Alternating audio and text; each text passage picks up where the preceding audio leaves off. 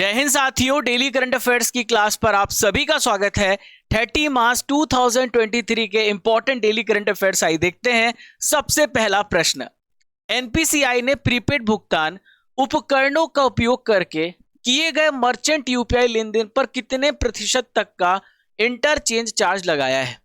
NPCI has imposed an interchange charge of up to what percent on merchant UPI transaction then using prepaid payment instrument. बहुत सारे सवाल आपके दिमाग में उठ रहे हैं, सारे प्रश्नों का उत्तर आपको मिलेगा। पहले इसका उत्तर जान लीजिए। इसका सही आंसर है 1.1%। 1.1% तक का जो है चार्ज लगाया गया है प्रीपेड भुगतान उपकरणों का उपयोग करके मर्चेंट पे लगाया गया है, आप पे नहीं लगाया गया है। दोस्तों, एनपीसीआई ने यह बोला है कि 2000 रुपए तक का जो भी ट्रांजैक्शन किया जाएगा मर्चेंट के अकाउंट पे वॉलेट या फिर क्रेडिट कार्ड के माध्यम से, ध्यान देने वाली बात यहां पे लिखा प्रीपेड भुगतान उपकरण, तो इसमें क्या क्या आ सकता है। इसमें आएगा क्रेडिट कार्ड। यदि आपने किसी व्यक्ति को जो मर्चेंट है क्रेडिट कार्ड से पेमेंट किया, आपने वॉलेट से पेमेंट किया, तो उस व्यक्ति को देना पड़ेगा, उस मर्चेंट को पैसा देना है, आपको पैसा नहीं देना है। समझ गए आप किसी दोस्त को 2000 रुपए ट्रांसफर करते, 10,000 करते हैं, 50,000 रुपए करते हैं, कोई फर्क नहीं पड़ेगा, आपको यूपीआई ट्रांजैक्शन नहीं लगेगा। बहुत सरल भाषा में आपको एक एक कॉन्सेप्ट क्लियर कर रहा हूं। पूरा भारत जानना चाहता है कि आखिर ये कैसे हो रहा है और इसका क्या कॉन्सेप्ट है। दोस्तों, एनपीसीआई ने बोला है कि 1 अप्रैल से प्रीपेड भुगतान उपकरण का इस्तेमाल करते हुआ जो भी मर्चेंट यूपीआई लेन देन करेगा उस पर इंटरचेंज चार्ज लगाया जाएगा। अब देखिए, मैक्सिमम 1.1% है।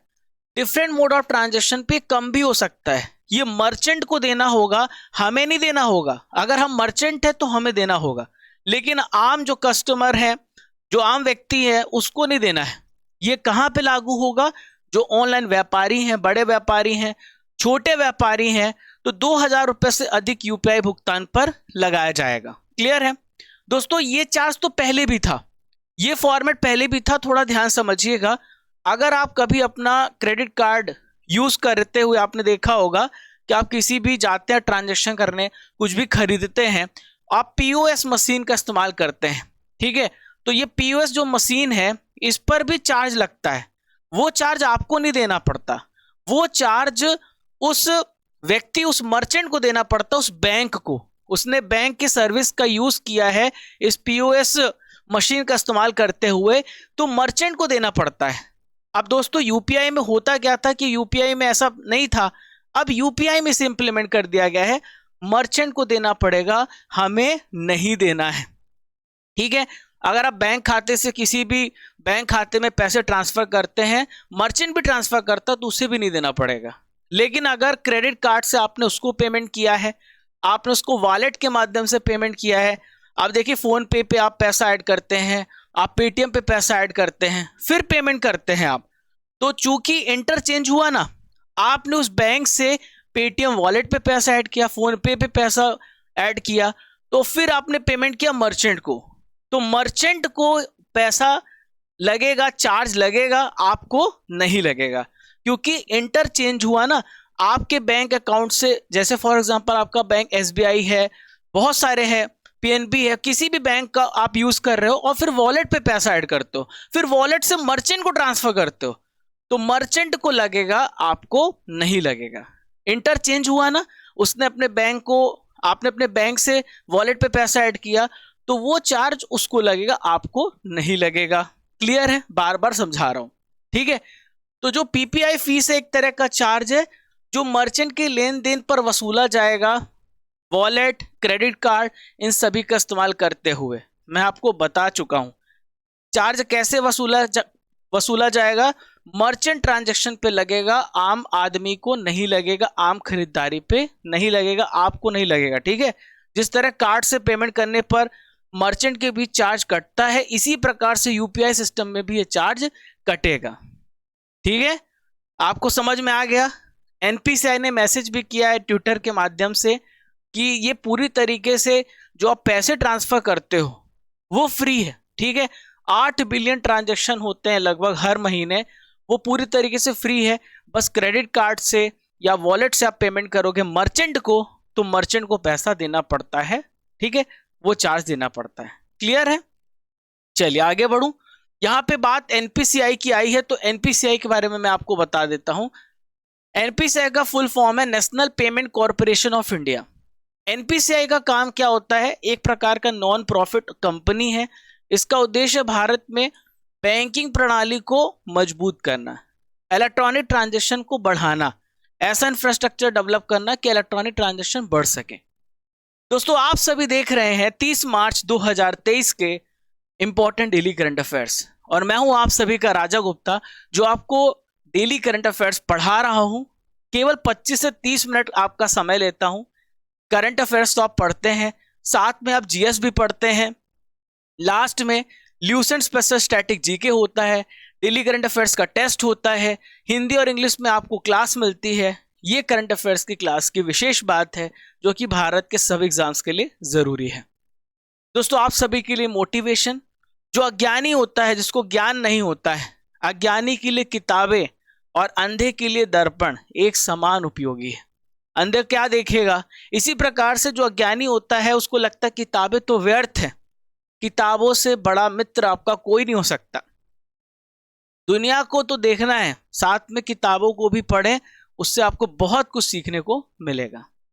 आइए देखते हैं नेक्स्ट क्वेश्चन। किस राज्य के एनजीओ को चिल्ड्रन चैंपियन अवार्ड से सम्मानित किया गया है? तो ये किस राज्य का है? असम राज्य का। असम राज्य का एनजीओ है जिसे चिल्ड्रन चैंपियन अवार्ड से सम्मानित किया गया है, ठीक है, इन्हें क्या किया गया? ऑनर्ड किया गया है। अब दोस्तों इसके बारे में हम जानते हैं। दोस्तों एक तपोवन है। तपोवन क्या है? एक छात्र कल्याण मिशन है, असम में है। इसने चिल्ड्रन चैंपियन अवार्ड जीता है। यह अवार्ड क्यों दिया जाता है? खासकर जो जरूरतमंद बच्चे हैं और जो ऑटिज्म से पीड़ित बच्चे हैं, अगर उनका ध्यान रखा जाए तो यह अवार्ड उन्हें दिया जाता है। इसमें पुरस्कार में 75,000 रुपये आपको कैश प्राइज मिलता है, एक आपको प्रमाण पत्र मिलता है, ठीक है। और यह पुरस्कार जो है इस बार किसके द्वारा दिया गया? ओडिशा हाईकोर्ट के मुख्य न्यायाधीश न्यायमूर्ति एस मुरलीधर के द्वारा तपोवन के जो संस्थापक अध्यक्ष हैं कुमुद कलिता को प्रदान किया गया है। दोस्तों चिल्ड्रन चैंपियन अवार्ड की बात करें तो किसके द्वारा इसको स्थापित किया गया?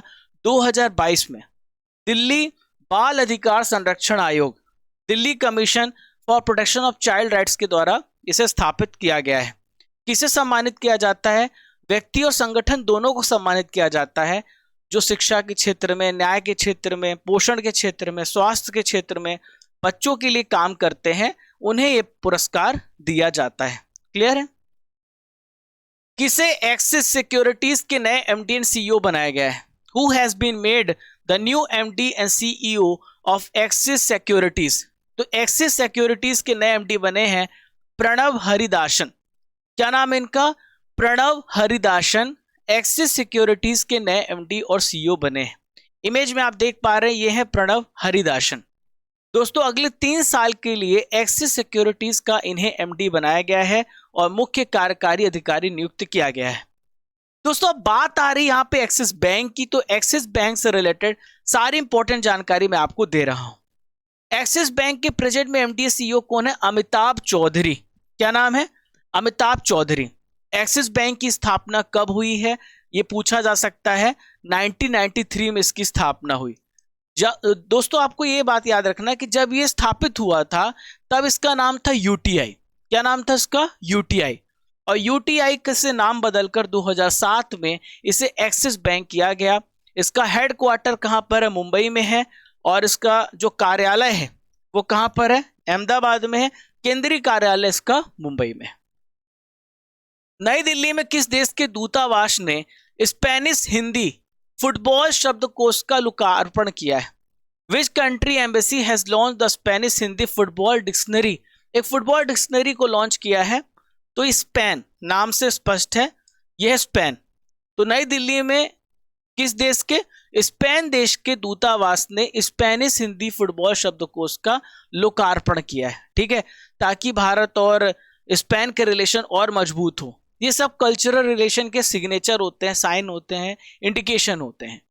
तो नई दिल्ली में है स्पेन का दूतावास। जितने भी दूतावास होते हैं भारत की कैपिटल भारत की राजधानी दिल्ली में ही रहते हैं। तो स्पेन में इंस्टीट्यूटो सर्वेंटीस और ला लीगा लीग ने स्पेनिश हिंदी फुटबॉल शब्दकोश का लोकार्पण किया है। ठीक है दोस्तों, इसका विमोचन किसने किया है? भारत में स्पेन के राजदूत हैं जोस मारिया रिडाओ। इससे क्या होगा? भारत का जो कल्चरल रिलेशन है और मजबूत बनेगा और ज्यादा स्ट्रांग होगा, इंप्रूव होगा। अब दोस्तों यहाँ पे बात आ रही स्पेन की, तो स्पेन की लोकेशन कहां पर है? ये पूरा वर्ल्ड मैप आपको दिख रहा है, तो ये यूरोप है, ये यूरोप है। और यहां पर देखिए स्पेन है, स्पेन है, पुर्तगाल के बगल में आपको स्पेन देखने को मिलेगा। स्पेन के सम्राट का क्या नाम है? Felipe sixth. प्रधानमंत्री कौन है? Pedro Sanchez. स्पेन की कैपिटल क्या है? मैड्रिड। क्या है? मैड्रिड। दोस्तों आज की नॉलेज की फैक्ट्री में हम इंडियन वेटलैंड्स के बारे में जानने वाले हैं। दोस्तों वैसे तो 75 वेटलैंड्स हो गए हैं, लेकिन मैं 75 एक क्लास में नहीं पढ़ा सकता। रिसेंट में जितने भी ऐड हुए हैं उनका नाम मैं आपको बता रहा हूं, पार्ट बाय पार्ट बताऊंगा। आज मैं आपको 11 वेटलैंड्स बताऊंगा जो आर्द्र भूमि होती है। इनसे आपको पता है कि आर्द्र भूमि कितना इंपॉर्टेंट होता है। हर साल 2 फरवरी को हम विश्व आर्द्र भूमि दिवस मनाते हैं। बहुत सारा जो स्पीसीज होता है, इकोसिस्टम आर्द्र भूमि पे डिपेंड करता है और हमें आर्द्र भूमि को संरक्षित करना चाहिए। अब अगर आपसे पूछा जाए कि 75 नंबर का सबसे इंपॉर्टेंट है वो वेटलैंड कौन है, तो जम्मू कश्मीर में शालबग वेटलैंड कंजर्वेशन रिजर्व है। ठीक है, दूसरा है हाइगम वेटलैंड कंजर्वेशन रिजर्व, ये 74 है। मैं पीछे से चल रहा हूं, जो अभी रिसेंट में जुड़े हैं उनका नाम बताता जा रहा हूं। 73 नंबर का है ठाणे क्रीक, ये कहां पर है? महाराष्ट्र में है। फिर यहां पर देखिए कांजिर कुलम पक्षी अभ्यारण्य तमिलनाडु में हाल ही में ऐड हुआ है। वडूवर पक्षी अभ्यारण्य तमिलनाडु में। जो इंग्लिश मीडियम के छात्र आप यहां पे स्क्रीनशॉट ले सकते हैं। क्लियर? आगे बढ़ू, आपको पीडीएफ भी मिल रही है हमारे एप्लीकेशन में भी, हमारे टेलीग्राम में भी, सब जगह जहां पर आपको सुविधा हो। फिर देखिए नेक्स्ट है सुचिंदरम थेरूर आर्द्र भूमि कॉम्प्लेक्स, ये भी तमिलनाडु में है। फिर है चित्रागुड़ी पक्षी अभ्यारण्य तमिलनाडु में है। यशवंत सागर अगर आपसे पूछा जाए तो ये मध्य प्रदेश में है। अंशुपा हीराकुंड जलाशय और तंपारा झील ये कहां पर? ओडिशा में। मैंने आपको 11 वेटलैंड्स आज बता दिए हैं, और भी वेटलैंड्स मैं आपको लाता रहूंगा, बताता रहूंगा। सबसे ज्यादा भारत में तमिलनाडु में वेटलैंड्स हैं, ये बात आपको याद रखना है। और यहां पर जो इंग्लिश मीडियम के छात्र हैं वो स्क्रीनशॉट ले सकते हैं। फिर मैं आगे बढ़ूंगा। चलिए दोस्तों, यूपी जीके का कोर्स हमने आपके लिए लॉन्च किया है, और ये रूट एप्लीकेशन हमारा एक और एप्लीकेशन है, आप वहां से डाउनलोड कर सकते हो, वहां से आप इस बैच को एनरोल कर सकते हो। कोड यूज करना RGCGT। इंग्लिश का भी आपको यहाँ पर कोर्स मिलेगा, यहाँ भी RGCGT कोड यूज करना, और इंग्लिश भी हमने कोर्स आपके लिए स्टार्ट किया है। नेक्स्ट है किस IIT के शोधकर्ताओं ने दूध में मिलावट का पता लगाने के लिए पॉकेट फ्रेंडली डिवाइस डेवलप किया है? तो ये IIT मद्रास, बहुत बढ़िया है ना। ऐसा कोई व्यक्ति नहीं जो मिल्क का सेवन ना करता हो, है ना। अब दूध में मिलावट हम कैसे पता करें, ये तो पता नहीं हो पाता। तो बहुत ही आसान तरीका IIT मद्रास ने खोज लिया है। वहां पे जो रिसर्चर्स हैं उन्होंने बहुत आसान तरीका खोजा है, एक 3D paper based portable device. ये 3D पेपर बेस्ड एक पोर्टेबल डिवाइस, आप इसे अपने पॉकेट में रख सकते हो। केवल 30 सेकंड लगेगा और आप पता कर लोगे कि इस दूध में मिलावट है कि नहीं है। क्लियर है? तो दूध में मिलावट को बहुत ही आसानी से इस पॉकेट फ्रेंडली डिवाइस से पता लगाया जा सकता है। क्लियर है दोस्तों? ये 30 सेकंड लेगा, जैसा कि मैंने आपको बताया। इस तकनीक का उपयोग और भी चीजों में इस्तेमाल किया जा सकता है, ना केवल आपको मिल्क का टेस्ट करना है, इसके साथ साथ वाटर की टेस्टिंग, ताजा रस, मिल्क शेक, ये सारा आप टेस्ट कर सकते हो। ठीक है, चलिए आगे बढ़ें। ठीक है, इन सभी का भी आप आराम से उपयोग कर सकते हैं। दोस्तों ये जो तकनीक है बहुत आसान है, घर पे इस्तेमाल की जा सकती है, और इस डिवाइस से आप डिटर्जेंट का पता लगा सकते हैं, साबुन का, हाइड्रोजन पेरोक्साइड का, यूरिया का, स्टार्च का, नमक का, ये सारे जो विभिन्न प्रकार के मिलावटी एजेंट है आपको इस से पता चल जाएंगे। किस देश ने मार्बर्ग वायरस रोग के प्रकोप की घोषणा कर दी है? Which country has declared N outbreak of Marburg virus disease? तो तंजानिया, इसका सही उत्तर क्या है? तंजानिया देश ने मार्बर्ग रोग के प्रकोप की घोषणा कर दी। भैया हमारे यहां मार्बर्ग वायरस फैल रहा है, ठीक है। मार्बर्ग वायरस का कोई भी टीका नहीं है दोस्तों। इसमें बुखार जब होता है व्यक्ति को तो ब्लीडिंग भी होने लगती है, बहुत खतरनाक बीमारी है। कुछ इसके सिम्टम्स इबोला जैसे मिलते जुलते हैं। तो WHO के अनुसार यहां पर कॉन्टेक्ट ट्रेसिंग के माध्यम से 161 लोगों में संक्रमण देखा गया है। कॉन्टेक्ट ट्रेसिंग क्या होती है? जिस व्यक्ति को प्रभाव हुआ है वो किससे किससे मिला है, वो कहां कहां गया है, तो उन लोग भी उससे प्रभावित होंगे। कोविड-19 में भी ऐसा था, जब कोई कोविड से पीड़ित था तो उसके आसपास के लोगों को भी देखा जाता था। तो सेम इसी तरीके से कॉन्टेक्ट ट्रेसिंग के माध्यम से 161 लोगों पर यह पाया गया है। तो यह एक प्रकार का रक्तस्रावी बुखार है। जैसे मैंने आपको बताया, आपका लिम्फेटिक सिस्टम प्रभावित हो जाता है और बुखार के साथ ब्लीडिंग भी होती है। 88% चांस है कि आपकी डेथ हो ही जाएगी, क्योंकि इसका कोई टीका नहीं है, कोई दवा नहीं है। ये जो बीमारी है खासकर युगांडा, अंगोला, कांगो, केन्या जैसे देशों में देखा गया। नेक्स्ट है, आलिया मीर का संबंध किस यूटी से है जिन्हें वन्य जीव संरक्षण पुरस्कार 2023 से सम्मानित किया गया? तो आलिया मीर का संबंध जम्मू कश्मीर यूनियन टेरिटरी से है। ये है आलिया मीर। ये सोशल एक्टिविस्ट हैं, एनवायरमेंटलिस्ट हैं, यानी पर्यावरण के क्षेत्र में काम करती हैं। Alia Mir wild life conservation के लिए इन्हें यह पुरस्कार दिया गया है। देखिए अभी प्रेजेंट में जम्मू कश्मीर के जो उपराज्यपाल, इनका क्या नाम है? तो इनका नाम है मनोज सिन्हा। इन्होंने यह पुरस्कार दिया है। और आलिया मीर कश्मीर की पहली महिला है जो वाइल्ड लाइफ SOS संगठन के लिए काम करती है। एक इंटरनेशनल ऑर्गेनाइजेशन है वाइल्ड लाइफ SOS, जो दुनिया भर के जानवरों को बचाने का काम करती है। ये वाइल्ड लाइफ रेस्क्यू टीम है, वो इसका पार्ट है, हिस्सा है। क्लियर है दोस्तों?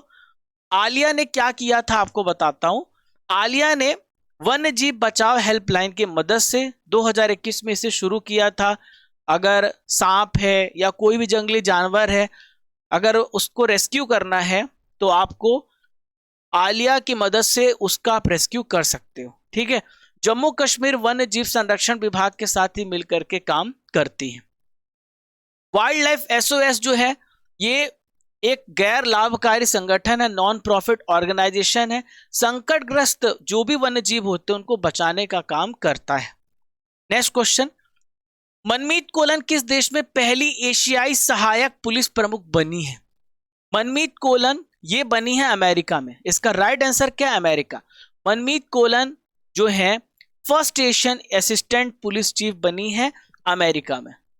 यहां पर आप इमेज में देख पा रहे हैं, ये है मनमीत कोलन। दोस्तों भारतीय मूल की सिख महिला लेफ्टिनेंट है मनमीत कोलन, इसलिए मैंने इस प्रश्न को यहां पर आपके लिए ऐड किया है। देखिए अमेरिका में स्टेट है, राज्य है, इसका नाम है कनेक्टिकट। अमेरिका में 50 राज्य हैं, वो वहां की सहायक पुलिस प्रमुख बन गई हैं। ये एशियाई मूल की विभाग की पहली सेकंड इन कमांड भी है, कमांडर भी हैं, ठीक है दोस्तों। यहां पर आप लोकेशन देखें तो ये यूनाइटेड स्टेट्स ऑफ अमेरिका का पूरा मैप है, जहां पे 50 स्टेट है। सबसे आप ईस्ट तरफ देखें तो वहां पर आपको कनेक्टिकट दिखेगा और उसकी कैपिटल है हार्टफोर्ड। क्या कैपिटल है? हार्टफोर्ड। क्लियर है? चलिए, हाल ही में इनोसेंट वरीद थिक्केथला का निधन हो गया, वह कौन थे? Recently innocent Vareed Thekkethala has passed away, who was he? तो ये थे मलयालम अभिनेता और पूर्व लोकसभा सांसद। इन्होंने अपने लाइफ के दोनों फेस को देखा है, इनका हाल ही में निधन हो गया है। यह है वरीद, ठीक है दोस्तों। 500 से अधिक फिल्मों में इन्होंने काम किया है और लोकसभा के सदस्य भी रहे 2014 से लेकर 2019 तक। और इन्होंने फिल्म में कदम रखा था 1972 में, नृत्यशाला से फिल्म इंडस्ट्री में इन्होंने कदम रखा था। किस बैंक ने वृक्षारोपण के लिए 48 लाख रुपए दान देने की घोषणा की है? देखिए इकोनॉमिक्स से रिलेटेड प्रश्न है। ऐसे प्रश्न भी पूछे जाते हैं। तो एसबीआई ने एफॉरेस्टेशन के लिए 48 लाख रुपए दान देने की घोषणा की है। ठीक है, अब ये कहां पर एफॉरेस्टेशन किया जा रहा है ये भी आप समझिएगा, मैं आपको पूरी बात बताता हूं। बेंगलुरु में, इसका राइट आंसर क्या है, बेंगलुरु में इन्होंने यहां पर एफॉरेस्टेशन किया जा रहा है। दोस्तों, जितनी भी बड़ी बड़ी कंपनियां होती हैं उनकी जिम्मेदारी होती है, उनकी कॉरपोरेट सामाजिक जिम्मेदारी होती है, कॉरपोरेट सोशल रेस्पॉन्सिबिलिटी होती है कि जो वो पैसा कमा रही हैं तो कुछ समाज के कल्याण में भी पैसा खर्च करें। तो एसबीआई ने एनजीओ, एक है द इको फाउंडेशन, इसके साथ साझेदारी की है और मिल करके प्लांटेशन कर रहे हैं। ठीक है, बेंगलुरु में गार्डन सिटी यूनिवर्सिटी में 32,000 पौधे लगाए जाएंगे इस परियोजना के तहत। दोस्तों, इस परियोजना की एक विशेष बात है, यहां पे एक मियावाकी तकनीक का इस्तेमाल किया जाएगा। अब आप सोच रहे हैं सर ये मियावाकी टेक्निक है क्या? एक जापानी बॉटनिस्ट हैं, इनका नाम है अकीरा मियावाकी। इन्होंने एक टेक्निक डेवलप की थी जिसके मदद से घने देसी जंगलों का निर्माण किया जाता है।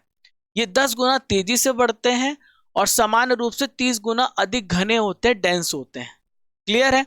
और पौधे जो होते हैं 2-3 वर्षों के अंदर ही बड़े हो जाते हैं, आत्मनिर्भर हो जाते हैं।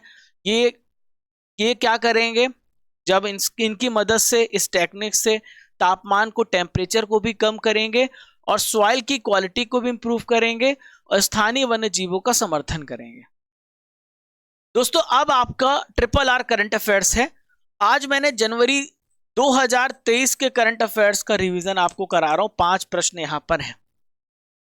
वनडे क्रिकेट इतिहास में सबसे बड़ी जीत का विश्व रिकॉर्ड किस टीम ने बनाया है? इंडिया। और दूसरी बात आपको बता दूं, सबसे बड़ा हारने का भी रिकॉर्ड इंडिया ने बनाया है। केंद्र सरकार ने किसे आतंकी संगठन घोषित किया है? तो यह है द रेजिस्टेंस फ्रंट। किस देश ने मधुमक्खियों के लिए दुनिया का पहले टीके का उपयोग की मंजूरी दी है? तो मधुमक्खियों के लिए अमेरिका ने पहले टीके की मंजूरी प्रदान की है। असम सरकार के द्वारा असम वैभव पुरस्कार 2023 किसे दिया गया? डॉक्टर तपन सैकिया को। सियाचिन में सक्रिय रूप से तैनात होने वाली पहली महिला अधिकारी कौन बनी है? तो इनका नाम है शिवा चौहान। दोस्तों, यहां पे 29 मार्च होना चाहिए, आप 29 मार्च कर लेना। 29 मार्च यानी कल के करंट अफेयर्स का आपका रिवीजन करूंगा, आपका टेस्ट लेने वाला हूं। कौन सा देश ब्रिक्स न्यू डेवलपमेंट बैंक में अभी शामिल हुआ है? तो ये देश है इजिप्ट। केरल का सर्वोच्च नागरिक सम्मान केरल ज्योति पहली बार किसे मिला है? तो फ्रेंड्स, आपको याद रखना है MT Vasudevan Nair. Prime minister Narendra Modi has inaugurated Whitefield KR Puram metro line in which state? Karnataka में इसको स्टार्ट किया है। किस देश की पुरुष और महिला टीम ने एशियाई खो खो चैंपियनशिप को जीता है? तो हमारे भारत देश की महिला और पुरुष टीम दोनों ने एशियाई खो खो चैंपियनशिप को जीता है। हाल ही में किसने रेबीज नियंत्रण कार्यक्रम को लॉन्च किया है? केंद्र सरकार ने। Foundation of SAARC writers and literature ने किसे साहित्यिक पुरस्कार से सम्मानित किया? तो आपको कल पढ़ाया था मैंने, और ये है शेख मुजीबुर रहमान। इन विच नेशनल पार्क का चीता has died of kidney disease? तो किडनी की वजह से, किडनी बीमारी की वजह से कूनो नेशनल पार्क में एक चीता की डेथ हो गई है। एक गुड न्यूज भी है कि जो चीते लाए गए हैं नामीबिया से, और अभी 4 नए छोटे जो हैं उनके किड्स कह सकते हैं, बच्चे कह सकते हैं, वो आए हैं। मैं आपको उसके बारे में भी बता दूंगा। धनुष लोगनाथन और जोशना साबर ने IWF विश्व युवा चैंपियनशिप में कौन सा मेडल जीता है? ब्रॉन्ज। हाल ही में घोड़े यात्रा त्योहार किस देश में मनाया गया? नेपाल में। कल आपने पढ़ा था। रिलायंस इंडस्ट्रीज लिमिटेड के नए मुख्य वित्तीय अधिकारी के रूप में किसे नियुक्त किया गया? श्रीकांत वेंकटचारी को। दोस्तों, आज का ल्यूसेंट स्टैटिक जीके का पिटारा आप सभी के सामने है। हम प्रमुख पुरस्कारों के बारे में जानने वाले हैं। देखिए, नोबेल प्राइज जो है 6 फील्ड में दिया जाता है। PCM लैप आपको याद रखना है, physics, chemistry, medicine, literature, economics and peace. Economics 1969 से स्टार्ट किया गया। नोबेल पुरस्कार की शुरुआत 1901 से हुई है। पुलित्जर पुरस्कार पत्रकारिता के क्षेत्र में दिया जाता है, जर्नलिज्म के क्षेत्र में दिया जाता है। ठीक है, 1917 से स्टार्ट हुआ। ऑस्कर अवार्ड 1929 से। कलिंग पुरस्कार, सिनेमा जगत का सबसे बड़ा पुरस्कार ऑस्कर है, विज्ञान के क्षेत्र में कलिंग पुरस्कार दिया जाता है, 1952 में स्टार्ट किया गया। मैन बुकर पुरस्कार ये लिटरेचर के क्षेत्र में दिया जाता है, 1969 में स्टार्ट किया गया। ग्रैमी अवार्ड म्यूजिक के क्षेत्र में दिया जाता है, 1958 से स्टार्ट किया गया। भारत रत्न भारत का सर्वोच्च नागरिक सम्मान है, ये लिटरेचर, आर्ट, साइंस के क्षेत्र में दिया जाता है। दादा साहेब फाल्के पुरस्कार जो है भारतीय फिल्म क्षेत्र का सबसे बड़ा पुरस्कार है, 1969 में दिया गया। आशा पारेख को दिया गया इस साल का पुरस्कार, उन्हें दिया गया है। ज्ञानपीठ पुरस्कार साहित्य के क्षेत्र में दिया जाता है, 1965 से शुरू किया गया। रमन मैग्सेसे पुरस्कार सरकारी सेवा, जनसेवा, जर्नलिज्म, लिटरेचर, कम्युनिकेशन, इन सभी के लिए रमन मैग्सेसे पुरस्कार दिया जाता है। दोस्तों आज आप लोगों के सामने मैं हिस्ट्री के इंपॉर्टेंट क्वेश्चंस लेके आया हूं, मॉडर्न हिस्ट्री, और यहां पर हम इसे देखने वाले हैं। चलिए आइए देखते हैं। गोद प्रथा पर प्रतिबंध लगाने वाला गवर्नर जनरल कौन था? तो ये था लॉर्ड डलहौजी। ठीक है, तो आपको पता होगा कि इस पे भी हमने, हालांकि आपने पढ़ा होगा, फिर से मैं आपको बता देता हूं कि इसके तहत होता क्या था कि अगर कोई राजा है और उसका वंश आगे नहीं बढ़ रहा है तो फिर वो दूसरी जगह से बच्चे अडॉप्ट करते थे, फिर वो राजा बनते थे। फिर इसे बंदी कर दिया था और उसे अपने कब्जे में ले लिया जाता था। तो लॉर्ड डलहौजी थे। डलहौजी के जब्ती का जो सिद्धांत था, जिसे हम डॉक्ट्रिन ऑफ लैप्स बोलते हैं, जो पहले क्वेश्चन में था, उसके तहत शिकार होने वाले राज्यों का क्रम क्या है? सतारा, संभलपुर, जैतपुर, बघाट, उदयपुर, झांसी, नागपुर। तो आपको हमेशा याद रखना, सबसे पहला जो था सतारा था, फिर सेकंड नंबर संभलपुर, जैतपुर, फिर तीसरा बघाट, उदयपुर, झांसी, नागपुर। ये क्रम है 1 2 3 4 5 6। रॉबर्ट क्लाइव बंगाल के पहले गवर्नर जनरल थे। विलियम बेंटिक भारत के गवर्नर जनरल थे। तो आप भारत के प्रथम गवर्नर जनरल थे। आपको बताना इनमें से कौन सा सही है। तो देखिए इसमें केवल दूसरा सही है, पहला गलत है। रॉबर्ट क्लाइव बंगाल के प्रथम गवर्नर जनरल नहीं थे, गवर्नर थे। पहले गवर्नर जनरल वैरेन हेस्टिंग थे। नेक्स्ट है, इनमें से कौन दिल्ली में नादिर शाह के सैन्य अभियान की सफलता के लिए संभव कारण नहीं था? इनमें से कौन सा संभव कारण नहीं था? तो इसका संभव कारण नहीं था आक्रमण सेना द्वारा बेहतर सैन्य प्रौद्योगिकी का प्रयोग। ठीक है, तो इसके संभव का कारण ये था कि कमजोर मुगल सम्राट हो गया था। ये तीनों सही है, ये गलत है। नेक्स्ट है, केरल के राजा मार्तंड वर्मा के निम्नलिखित में कौन सा एक कथन सत्य नहीं है? तो इसमें से कौन सा कथन सत्य नहीं है? इसमें से ये, उसने शांति बनाए रखने के लिए यूरोपीय अधिकारी को भारी रिश्वत दी, ये गलत है। प्रथम आंग्ल मैसूर युद्ध कौन विजय हुआ? तो पहला जो आंग्ल मैसूर युद्ध था हैदर अली विजय हुआ था। ठीक है, हैदर अली टीपू सुल्तान के पिता थे। प्लासी के युद्ध के समय बंगाल का नवाब कौन था? तो वो थे सिराजुद्दौला। किस मुगल बादशाह के आदेश पर बंदा बहादुर की हत्या कर दी गई थी? फर्रुख हसियार के आदेश पर। सैनिक संगठन खालसा दल की स्थापना किसने की थी? तो खालसा दल की स्थापना कपूर सिंह ने की थी। पंजाब के राजा रणजीत सिंह की राजधानी कहां थी, कैपिटल कहां थी? तो आपको याद रखना लाहौर। दोस्तों अब आपका टेस्ट होने वाला है 30 मार्च का, जो भी आपने पूरा अच्छे से पढ़ा है। आइए देखते हैं। कलिंग पुरस्कार किस क्षेत्र में दिया जाता है? विज्ञान के क्षेत्र में, अभी आपने पढ़ा। पुलित्जर पुरस्कार किस क्षेत्र में दिया जाता है? पत्रकारिता में। ऑस्कर पुरस्कार की शुरुआत किस वर्ष हुई है? 1929 में। जम्मू कश्मीर के वर्तमान उपराज्यपाल कौन हैं? तो यह है मनोज सिन्हा। एक्सिस बैंक की स्थापना कब की गई थी? 1993 में।